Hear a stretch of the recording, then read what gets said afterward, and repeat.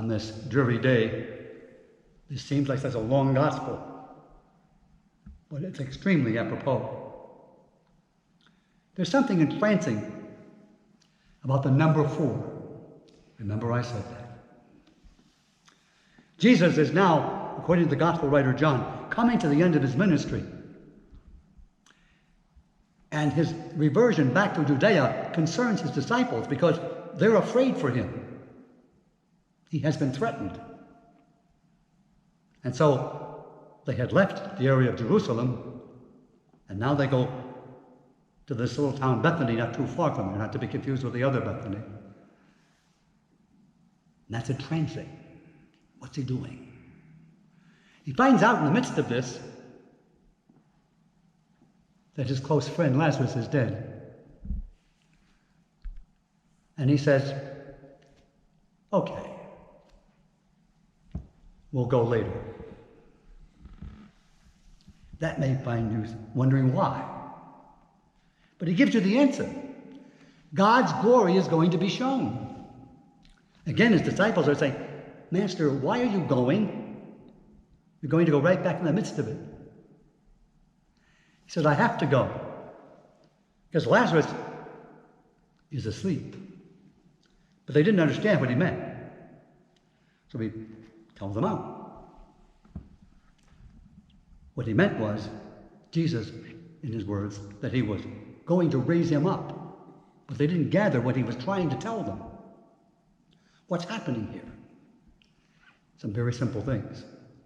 According to the Jewish faith cultural understanding of death, after 4 days, the soul leaves the body. So Jesus is reacting to that. Very beginning, he tells us, the gospel writer, about 4 days. So everyone is mystified by this.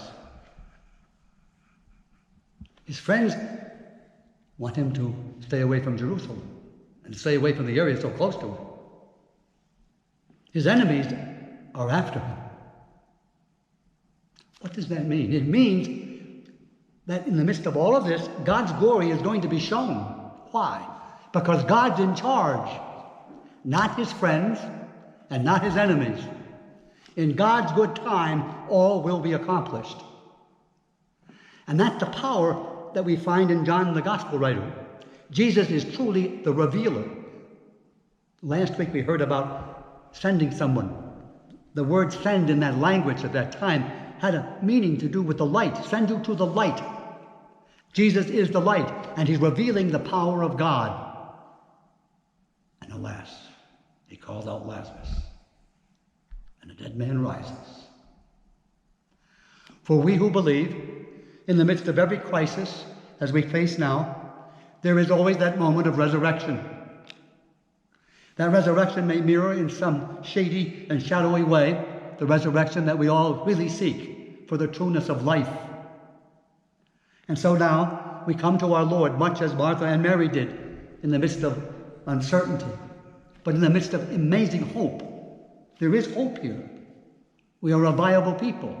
We have a world that is capable of being viable when it wishes. We are capable of doing many things. I like the word American, but you can't do something unless you will to do it. That's what Jesus is telling us centuries ago, and that applies today. We must do what we must do to respond to what's going on in our world. We must take the direction of various informed and correct leaders, not in fear, but with facts. Some facts that are before us we know on this side of heaven's gate. The greatest fact that we need is that God has a place for every one of us on the other side of heaven's gate.